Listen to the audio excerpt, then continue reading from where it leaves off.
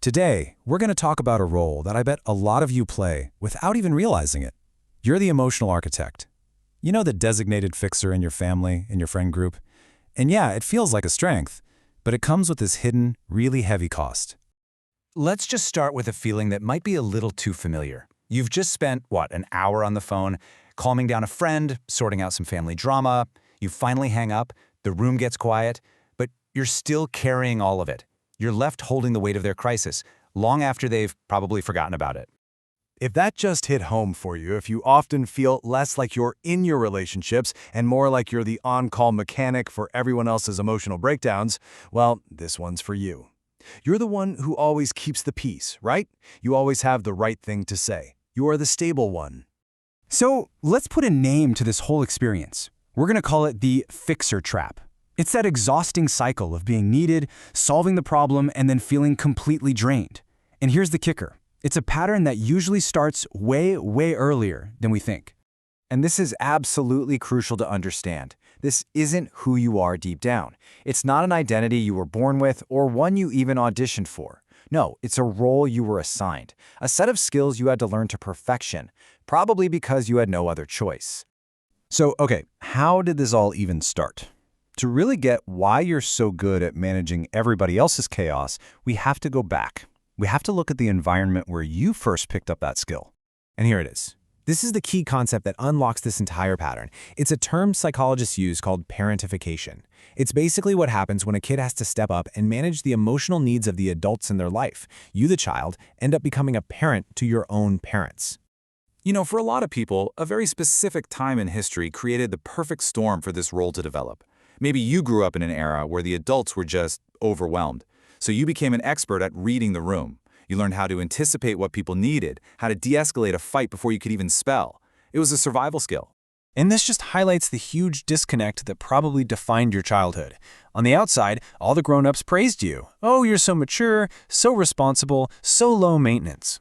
But what did it feel like on the inside? It probably felt pretty lonely.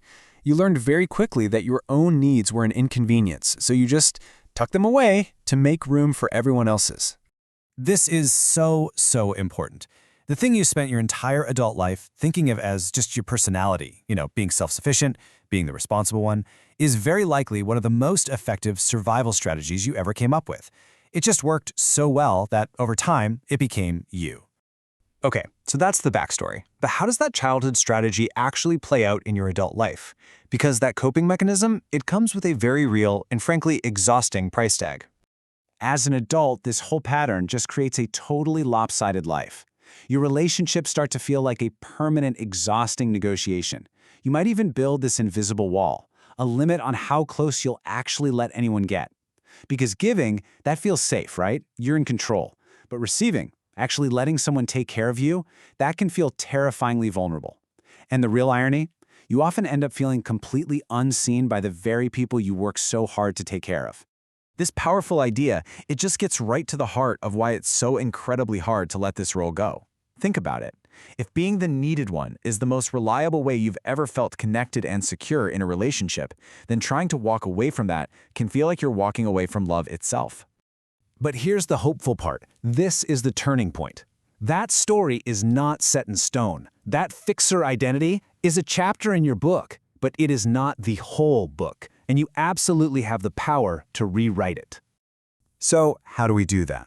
Well, there's a concept from a psychologist, Dan McAdams, called our narrative identity. He basically explains that we all make sense of our lives by telling ourselves a story about who we are. And the most empowering part of that idea? Stories can be edited. So how do you start editing that story?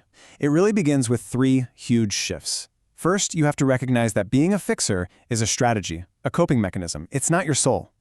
Second, you start the work of reclaiming your own needs, of really understanding they are valid and they are not a burden. And third, you consciously start to redefine your role. You shift from being the rescuer to just being a person who is just as worthy of support as anyone else.